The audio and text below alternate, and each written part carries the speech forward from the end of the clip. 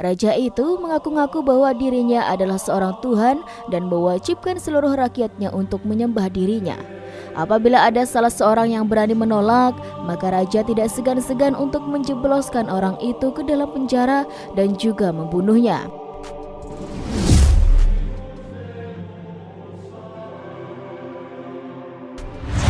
Assalamualaikum warahmatullahi wabarakatuh. Sobat muslim yang beriman, bertemu lagi bersama dengan saya, Rizky Nur Hidayah. Dan kali ini Rizky akan menceritakan kisah Ashabul Qaryah, mengupas kaum pembangkang 3 Rasulullah.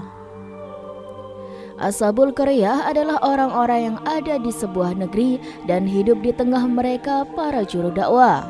Allah menceritakan perihal mereka dalam firman-Nya pada Quran Surat Yasin ayat 13 sampai ayat 29, yang artinya, dan buatlah bagi mereka suatu perumpamaan, yaitu penduduk suatu negeri ketika utusan-utusan datang kepada mereka, yaitu ketika kami mengutus kepada mereka 2 orang utusan, lalu mereka mendustakan keduanya.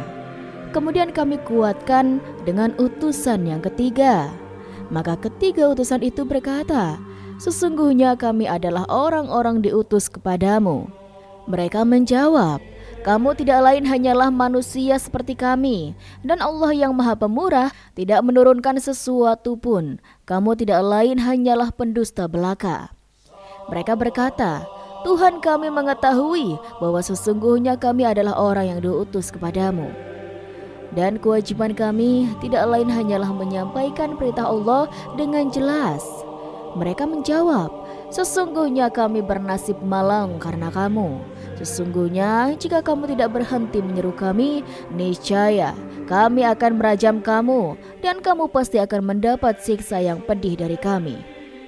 Utusan-utusan itu berkata, kemalangan kamu adalah karena kamu sendiri. Apakah jika kamu diberi peringatan, kamu bernasib malang? Sebenarnya kamu adalah kaum yang melampaui batas.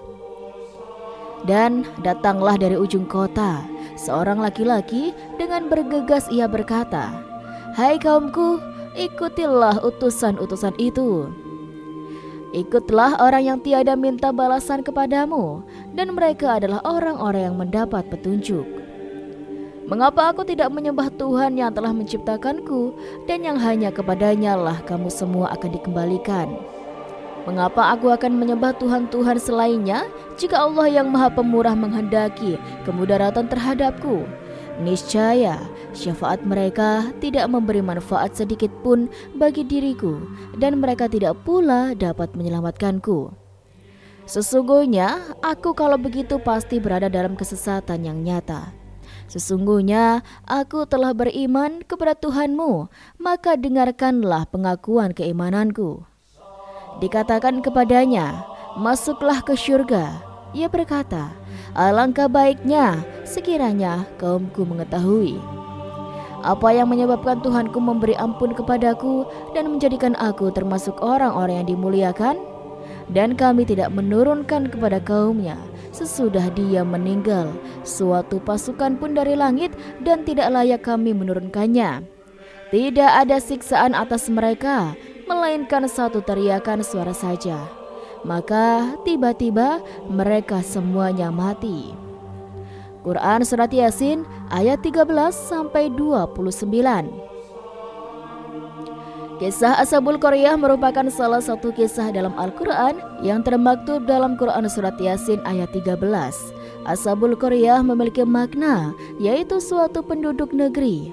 Dikisahkan, dahulu ada seorang raja bernama Antikis yang memimpin negeri Antakia. Raja itu kafir dan zalim. Lokasi negeri Antakia masih banyak perbedaan pendapat. Namun ada yang mengatakan bahwa Antakia berada lokasinya di kota Antakia, Turki. Raja itu mengaku-ngaku bahwa dirinya adalah seorang Tuhan dan mewajibkan seluruh rakyatnya untuk menyembah dirinya.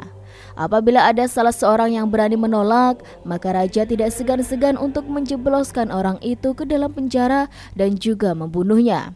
Tidak peduli siapapun orangnya, mau nabi, rasul, pejabat, maupun orang biasa, semua wajib mentaati perintah raja.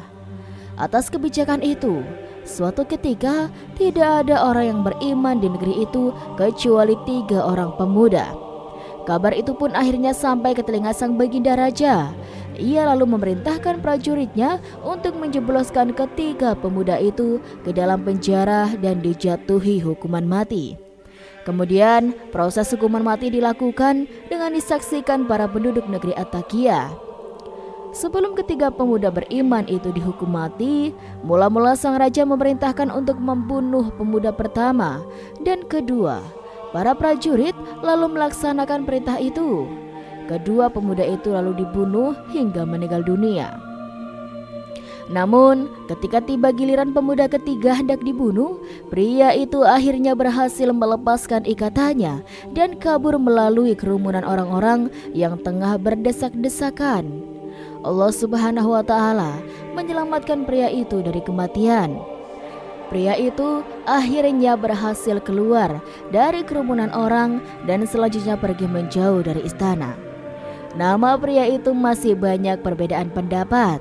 Namun ada yang mengatakan bahwa namanya adalah Salom. Ia adalah seorang laki-laki soleh yang senantiasa menyembah kepada Allah Subhanahu wa Ta'ala bersama kedua kawannya yang telah dibunuh sang raja.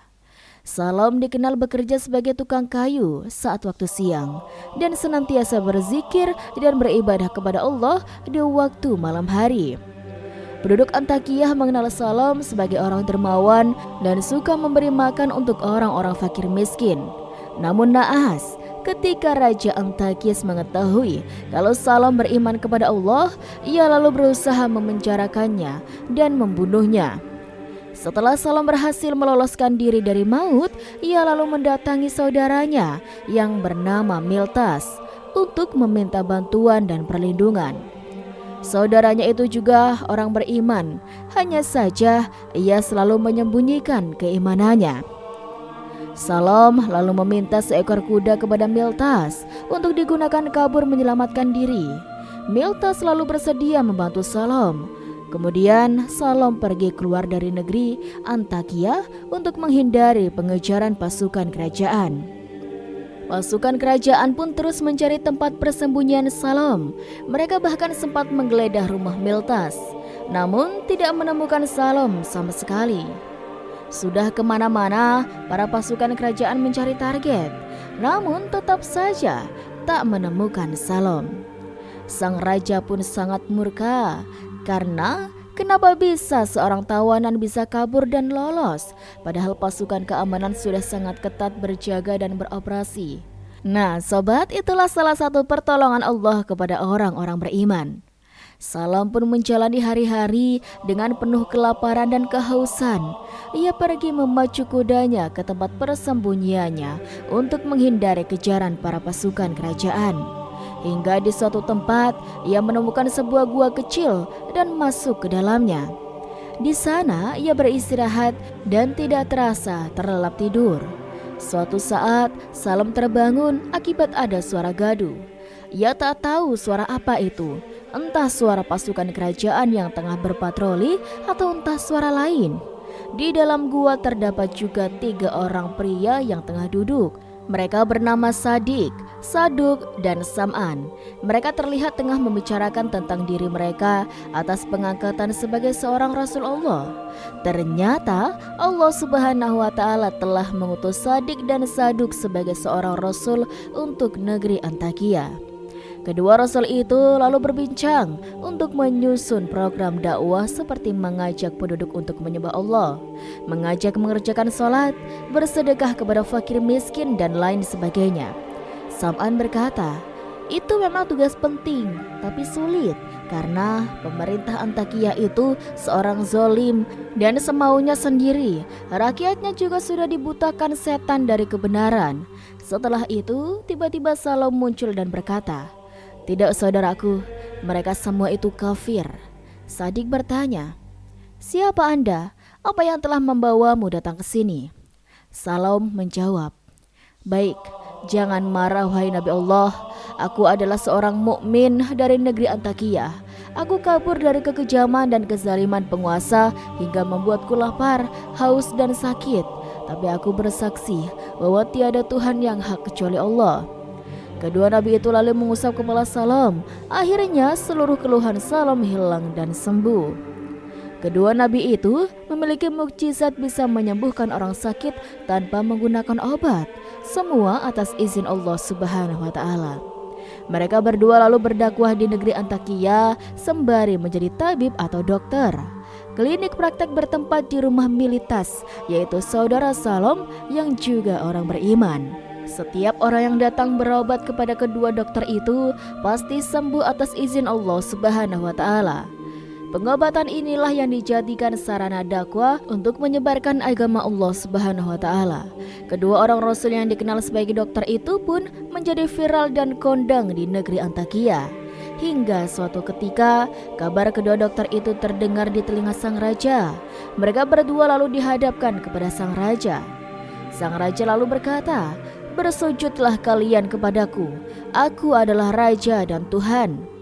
Kedua Rasul lalu membantah, "Tiada Tuhan yang wajib disembah kecuali Allah." Raja lantas berteriak, "Tidak, hai kau dokter, tidak ada Tuhan selain diriku."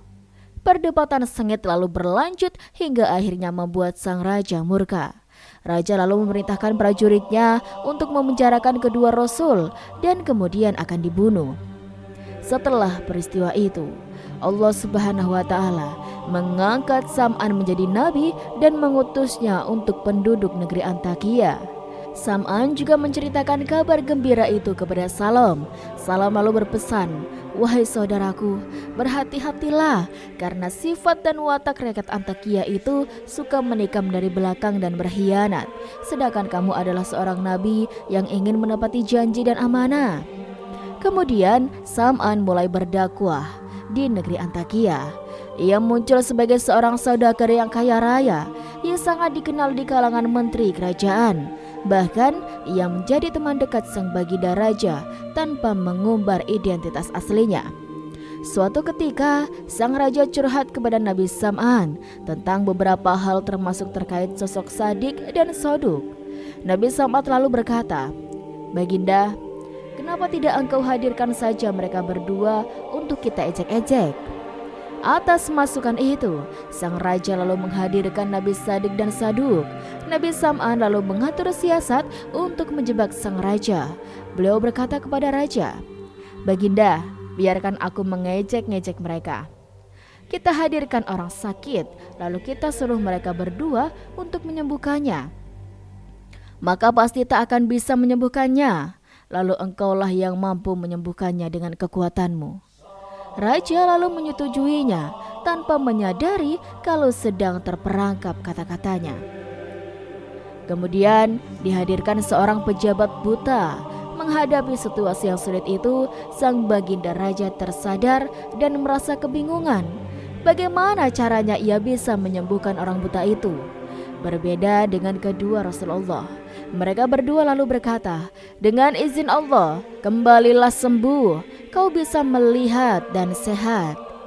Dengan ajaibnya sobat, orang buta itu akhirnya sembuh dan dapat melihat atas izin Allah Subhanahu wa Ta'ala. Nabi Sam'an lalu berkata, "Wahai baginda raja, berimanlah kepada Allah dan jangan engkau kafir. Kami ini adalah para utusan Allah untukmu. Kami mengajak engkau untuk menyembah Allah, yaitu Zat yang Maha Esa lagi tunggal." Mendengar ajakan itu, sang raja lalu tersadar atas jebakan tantangan itu. Ia lalu berbalik memenjarakan Nabi Sam'an bersama dengan Sadik dan Saduk. Mereka bertiga lalu akan dieksekusi mati di hadapan para penduduk Antakya. Di hari jatuhnya hukuman mati, para Rasul berkata kepada para penduduk Antakya, "Sesungguhnya kalian adalah kaum yang sudah kelewatan batas. Kalian telah bermaksiat kepada Allah dan juga Rasul-Nya. Berimanlah kepada Allah daripada kelak kalian akan masuk ke dalam neraka." Para penduduk kafir itu lalu menantang, "Kematian bagi orang-orang yang berbohong." Para Rasul itu lalu dilempari batu-batu oleh orang-orang kafir itu. Itulah watak buruk rakyatnya Antakya yang kafir. Meskipun sudah diberi tanda-tanda akan kekuasaan Allah, masih saja mereka membangkang. Di tengah penyiksaan itu, tiba-tiba muncullah Salam yang datang seraya menyeru kepada penduduk agar beriman kepada Allah dan Rasul-Nya. Salam juga menyeru kepada rakyat Antakia agar menyembah Allah dan meninggalkan sesembahan berhala.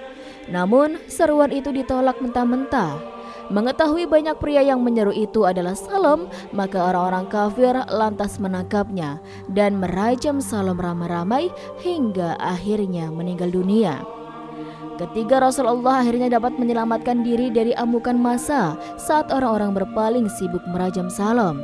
Allah Subhanahu wa Ta'ala lalu mengangkat ruh Salam dan berkata, "Masuklah ke dalam surga."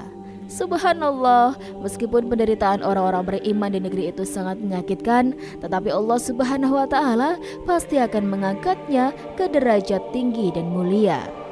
Meskipun Salam dizalimi kaum kafir, namun ia malah tetap mendoakan kaumnya itu agar mau beriman kepada Allah dan mendapat petunjuk. Namun Allah Subhanahu wa Ta'ala mengetahui bahwa kaum itu kaum ngeyel yang tidak akan pernah mau beriman. Akhirnya kaum itu mendapat azab dari Allah Subhanahu wa Ta'ala.